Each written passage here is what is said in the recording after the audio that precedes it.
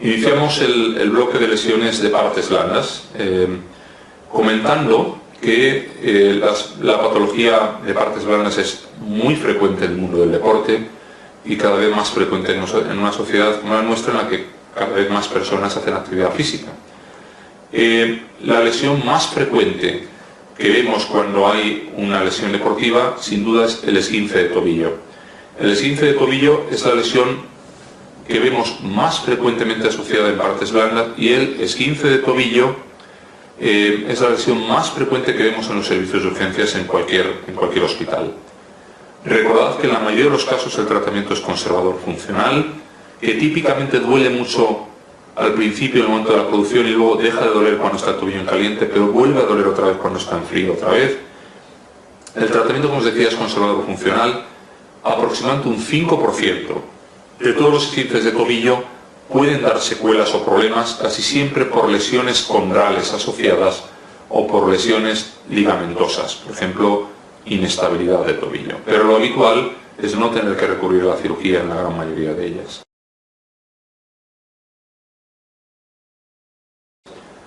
Fuera del esguince de tobillo, que es con mucho más frecuente, las otras lesiones frecuentes que vemos en partes blandas son las lesiones de rodilla. Y dentro de las lesiones de rodilla es especialmente importante, tanto por su frecuencia en la vida real como por la frecuencia que presentan las preguntas de examen, tener presente dos diferencias en lesiones de rodillas: la lesión del menisco y la lesión del ligamento cruzado anterior. Ese va a ser nuestro caballo de batalla en muchas preguntas de la asignatura de traumatología. Una persona que con el pie fijo en el suelo se tuerce la rodilla puede tener de manera frecuente esos dos tipos de lesiones: o que se rompa el menisco o que se rompa el ligamento cruzado anterior. Mucho menos frecuente que se rompa las dos cosas, o que se asocien además lesiones de los ligamentos laterales. Pero es importante diferenciar en cuál es la lesión meniscal y cuál es la lesión del ligamento cruzado anterior, porque, como os digo, esto va a ser la base para responder un gran número de preguntas de examen. Para entender una y otra hay que recordar una cosa sencilla y breve.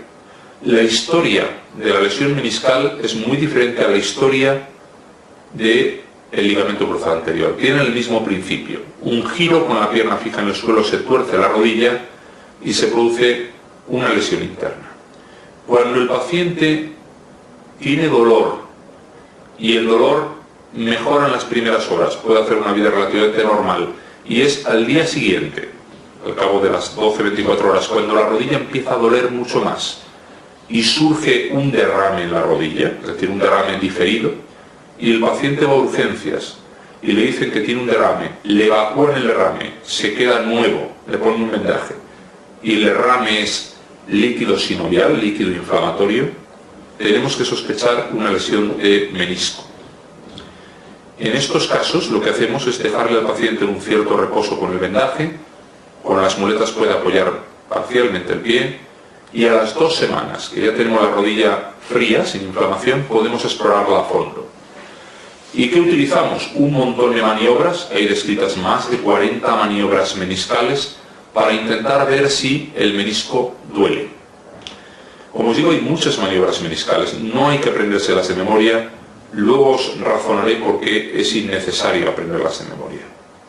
Pero el paciente, en muchas ocasiones, cuando lo exploramos, persiste el dolor en la rodilla. La prueba más valiosa para saber cómo está el menisco es la resonancia magnética. ¿Y cómo nos informan muchas veces estas resonancias magnéticas en las que el paciente ha tenido una lesión meniscal? En la mayoría de los casos leemos en los informes: rotura del cuerno posterior del menisco interno. Y esto se repite en muchas ocasiones. Y es que la lesión más frecuente de los dos meniscos es con mucho la lesión del cuerno posterior del menisco interno. Tiene que ver con el mecanismo lesional más habitual. ¿Y qué hacer cuando una persona tiene un menisco roto? Pues puede pasar dos cosas. Una, que con el paso del tiempo le moleste cada vez menos y permita hacer una actividad normal, incluso deportiva, y en ese caso no habrá que pensar en cirugía.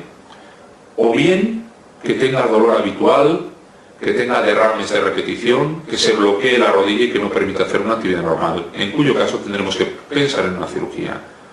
La cirugía de la rotura meniscal consiste en hacer una artroscopia para hacer una menistectomía parcial, jomear la parte rota del menisco y regularizar el menisco. Hay que evitar quitar el menisco entero porque sabéis que tiene una estructura, que tiene una función de protección mecánica para la función de la rodilla, y que quitar el menisco entero sería favorecer el desarrollo de una artrosis precoz en esa rodilla.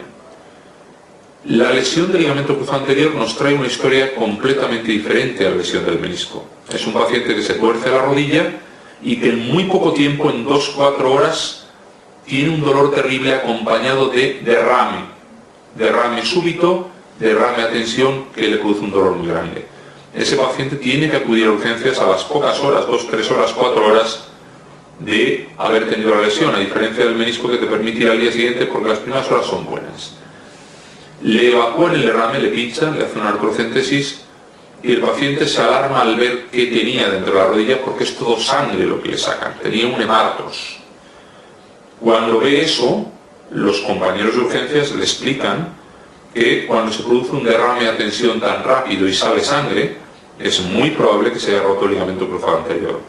Junto al ligamento cruzado anterior va una arteria pequeña, pero que produce un sangrado pulsátil cuando se rompe, y en muy pocas horas nos va a llenar la rodilla de sangre por dentro. Le dejamos un vendaje, 2 semanas de reposo para poder reexplorar con la rodilla fría, y cuando le reexploramos a este paciente, ya no hacemos muchas maniobras meniscales, sino lo que buscamos es una maniobra que veis ahí en la imagen, que consiste en sujetar con la mano del explorador el muslo del paciente y con la otra mano la pierna del paciente. Con la rodilla en semiflexión de unos 30 grados, intentamos llevarnos la pierna, la tibia, hacia nosotros, hacia el explorador. Si tenemos un rebote elástico y la tibia no se desplaza, significa que el cruzado está íntegro, pero si la tibia se nos va hacia nosotros con facilidad, significa que nos falta el tope anterior de la rodilla, que se ha roto el ligamento cruzado anterior. Esta maniobra recibe el nombre de maniobra de Latchman o test de Latchman, como veis ahí escrito. El señor Latchman nos ha facilitado la vida cara en nuestro estudio del examen, porque las 3 primeras letras de su apellido, LAC, son ligamento anterior cruzado. Sabiendo el nombre de esta maniobra, que ha sustituido al cajón anterior que se utilizaba clásicamente, podemos no estudiarnos de memoria las maniobras meniscales. Por ejemplo, si en una pregunta nos dicen que en una rodilla dolorosa la maniobra de Apley es positiva, aunque no sepamos quién era Apley, si no es Latchman, nos estarán hablando de menisco. Si nos dicen que la maniobra de Cabot es positiva, aunque no sepamos si Cabot describe una maniobra meniscal, nos estarán hablando de menisco. Y si nos dicen finalmente que la maniobra de Latchman es positiva, tendremos que pensar en rotura del ligamento cruzado anterior. ¿Qué hacemos con una persona en la que sospechamos por su historial que ha podido tener una rotura de cruzado anterior? Resonancia magnética que nos confirmará el diagnóstico, y así como con un menisco roto algunas personas pueden hacer vida normal, con un cruzado roto es muy difícil hacer vida normal, produce una gran sensación de inestabilidad, produce a veces derrames de repetición, produce mucha limitación funcional, y en personas jóvenes que tengan una vida activa, la cirugía es necesaria en prácticamente la mayoría de los casos. Y la cirugía consiste en hacer un ligamento cruzado anterior nuevo, o bien tomando parte del tendón rotuliano del mismo paciente, o tomando los tendones, algunos de los tendones de la pata de ganso.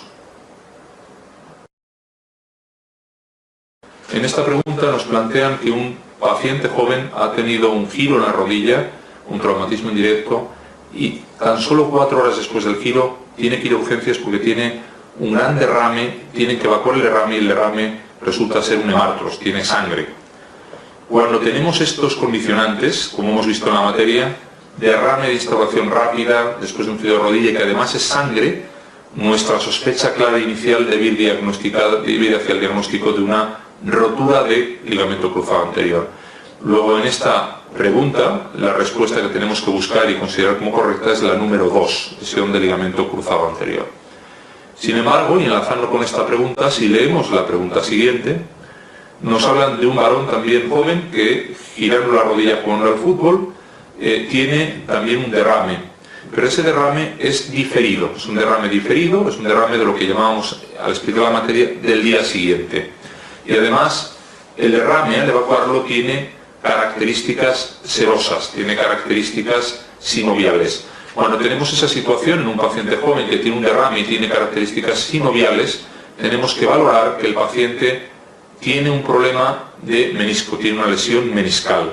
Luego, en este caso, claramente tendremos que responder como correcta que existe una lesión del menisco. Si nos apuraran respecto a darnos más detalles de lesión meniscal, recordad como cosa complementaria que el asiento más frecuente de una lesión meniscal es el cuerno posterior del menisco interno. Esto es una situación estadística, demostrable, que obedece al mecanismo lesional y a la disposición anatómica de esa zona del menisco. Otra de las patologías de interés en las partes blandas es el dolor de hombro. Muy frecuente que vengan varones de mediana edad a nuestras consultas, por unos 50 años de edad, que dicen que sin traumatismo, que recuerden, tienen dolor en un hombro. Y tienen dolor en la zona anterior del hombro y te cuentan que tienen especial dificultad para levantar el brazo por encima del nivel del hombro, por ejemplo, para peinarse o para afeitarse o para colocar algo en alto, y especial dificultad también en la rotación interna hacia atrás del brazo, por ejemplo, para cambiar de marcha, si es el brazo derecho, o, por ejemplo, para calzarse una chaqueta. En estos pacientes, cuando tienen este cuadro, casi siempre se debe a la inflamación de uno o varios tendones que tenemos en esa zona. Hay una estructura funcional en el hombro que llamamos manguito rotador, que está formada por 4 tendones del hombro que sirven para realizar la ABD, la abducción, la separación del brazo, y la rotación interna. Y como las preguntas de examen tienen 5 respuestas y el manguito rotador tiene 4 tendones, es de obligado conocimiento el que sepáis cuáles son los 4 tendones que forman parte del manguito rotador, porque seguro que hay en la base de datos del Ministerio una pregunta que dice: de los siguientes tendones señale cuál no forma parte del manguito rotador, y no nos van a dar como quinta opción el tendón de Aquiles, por ejemplo, sino nos van a decir, para engañarnos, algún tendón que pase por el hombro pero que no forma parte del manguito rotador, por ejemplo, la porción larga del bíceps, que está por ahí pero que no forma parte del manguito rotador. Es importante que sepáis cuáles son los 4, los tenéis en pantalla: el supraespinoso, el infraespinoso, el subescapular y el redondo menor, en el orden que queráis aprenderlos. ¿Por qué os señalo con letra grande el supraespinoso? Porque es el tendón que está más alto en el manguito, es el tendón que más expuesto está a la inflamación y que más expuesto está al roce dentro del hombro. Los tendones del manguito rotador van a ir deslizando dentro del hombro en un túnel que tenemos, cuyo suelo es elástico, cuyas paredes son muy amplias, es un túnel como un aula, y el techo es muy duro. El techo es duro porque está formado por un hueso, que es el acromion. Cuando se produce una inflamación de estos tendones, van a aumentar el tamaño de los tendones dentro de ese túnel y van a producir rozamientos. Cuando tenemos un hombro doloroso por una tendinitis de manguito rotador, ¿cuál es la secuencia de tratamiento que debemos hacer? De menos a más, primero analgésicos, reposo funcional, muchas veces con eso es suficiente para mejorar. Si no, habrá que añadir un antiinflamatorio con un protector gástrico. Si eso sigue sin ser eficaz, habrá que plantear rehabilitación.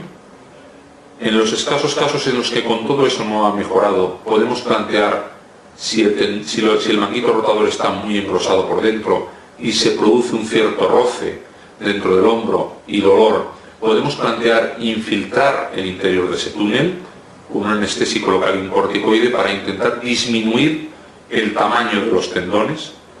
Y si todo eso falla, nos encontramos con un círculo vicioso complicado de romper. Los tendones se han engrosado dentro del túnel, como rozan con el techo del túnel, que es duro, el roce produce más inflamación, como se inflaman más, rozan más y tenemos ese círculo vicioso complejo. Ante esa situación, todo lo anterior ya no funciona en tratamientos y la única opción es recurrir a una cirugía para reparar ese problema. Y cuando tenemos un conflicto continente-contenido, tenemos dos opciones a priori. Una de ellas que sería reducir el contenido, reducir el tamaño del contenido.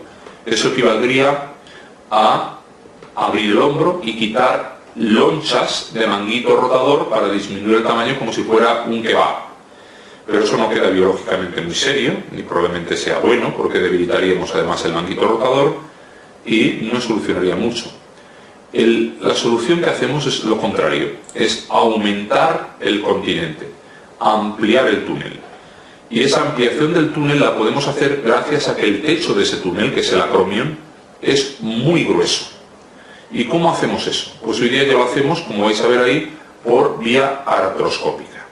Cuando el paciente viene a quirófano por este problema, decimos que el paciente presenta un síndrome de rozamiento subacromial. Lo que sería tanto como decir que tiene una tendinitis crónica del manguito rotador que no ha mejorado. Se llama rozamiento porque hay un rozamiento, se llama subacromial porque con lo que roza es con el acromion de ese túnel, el techo del túnel. Y en esa situación lo que hacemos por vía artroscópica es, con unos motores que nos permiten ir comiéndonos parte del techo, ir agrandando el techo. Vamos quitando una parte del techo, vamos comiendo techo, paramos la cirugía, como tenemos una cámara dentro, movemos el hombro, que vemos que todavía roza un poquito arriba, paramos y comemos algo más. Y llega un momento en que ya hemos agrandado tanto el techo que los tendones pasan y no rozan. Y ahí se acaba la cirugía. Poco después de la cirugía el paciente está feliz porque puede mover y ya no tiene el dolor terrible que tenía antes. Y además hemos mejorado otra cosa. Si ya no hay rozamiento, cada vez habrá menos irritación y los tendones irán poco a poco bajando su inflamación. Con lo cual tendremos un túnel mucho más amplio. Este procedimiento por artroscopia se conoce con el nombre de acromioplastia, remodelación del acromion, acromioplastia. Y es muy frecuente su uso, todos los días se hacen acromioplastias en los hospitales en nuestro entorno por este problema. Algunos de vosotros habéis pensado, ¿vale? Y de tanto rozar, se pueden romper los tendones, y efectivamente, y el más expuesto es el que está arriba, el que más roza, que es el supraespinoso. ¿Qué pasa si en una persona joven el roce produce que de repente vengan a urgencias diciendo que han notado un chasquido interno, mucho dolor y que ya no pueden separar el brazo? En un paciente joven tendremos que hacer una cirugía para poder unir los cabos de ese tendón y poderlo suturar. Y eso, como veis en pantalla, lo hacemos por artroscopia, con una sutura muy potente que parece la cuerda de tender ropa, como veis ahí en la imagen, y nos permite volver otra vez a unir un cabo con otro. En una persona mayor, si intentamos hacer esto, el resultado es malo, porque los tendones están tan degenerados que parecen gelatina y se desgarran al intentarlo suturar. Una persona de 75, 80 años, lo tratamos conservadoramente, va a perder movilidad, pero llegará un momento en que no duele el hombro y le va a permitir hacer las actividades básicas como comer, vestirse y peinarse. ¿Alguna otra patología frecuente que debáis conocer os deba sonar? Recordad la epicondilitis, problema externo en el codo, codo de tenista, la epitrocleitis, problema interno en el codo, codo de golfista, pero lo habitual no es verlo ni en el tenis ni en el golf, sino en personas que hacen trabajos de repetición con los brazos, tratamiento conservador, excepcional tener que llegar a la cirugía. La enfermedad de Dupuytren, que es un problema que vemos por una retracción en la fascia palmar, no en los tendones flexores, que son sujetos pasivos del problema, sino en la fascia palmar, y se produce una retracción habitualmente del cuarto y del quinto dedos de la mano, más frecuente en varones que en mujeres. Mano del predicador, parece que están dando la bendición. El Dupuytren no duele, solo molesta en las fases de avance de la enfermedad y en casos de mucha retracción de los dedos que impidan una vida laboral o una vida de relación normal, se puede hacer una cirugía para estirar los dedos mediante una fasciectomía, extirpando la fascia enferma. No hay que confundir la fasciectomía del Dupuytren con la fasciotomía del síndrome compartimental.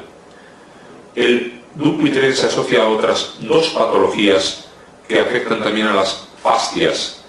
Uno de ellos es la enfermedad de la Peyronie, que la veréis en urología, que es la incurvación por fibrosis de la fascia de los cuerpos cavernosos del pene.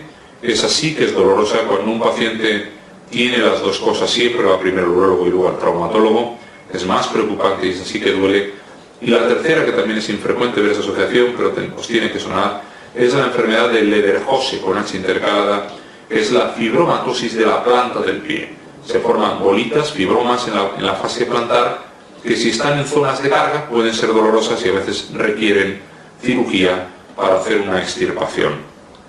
Y para acabar con las lesiones de partes blandas, vamos a ver algo sobre una lesión que cada vez es más frecuente en nuestro entorno, quizá por la cultura de mantenerse en forma que tienen las personas de mediana edad, muchas de ellas no habituadas desde hace años a hacer práctica deportiva y que, aprovechando el estímulo que supone un mundial, una olimpiada, un campeonato del mundo de atletismo, saltan a la calle a correr y a ponerse en forma, y en esas personas no entrenadas es fácil que ante un esfuerzo mayor del que soportan sus tendones de Aquiles se rompan. Y en esa situación el paciente viene a urgencias explicando que al iniciar una carrera notaron como alguien les daba por detrás en la espalda y notaban un dolor muy brusco y se caían al suelo. Y esa patada que creían que habían recibido no era tal, porque cuando se giran no hay nadie detrás, se lo han roto ellos solos. Cuando vienen a urgencias, la exploración consiste en colocar al paciente en decúbito prono, como veis ahí en la imagen, boca abajo. Cuando apretamos los gemelos, como se ha roto el Aquiles, el pie no se mueve, no hace flexión plantar pasiva. Si tenemos duda, una prueba económica, fácil y rápida para poder confirmar la rotura del tendón de Aquiles es la ecografía. Y en personas jóvenes el tratamiento más aceptado es la cirugía.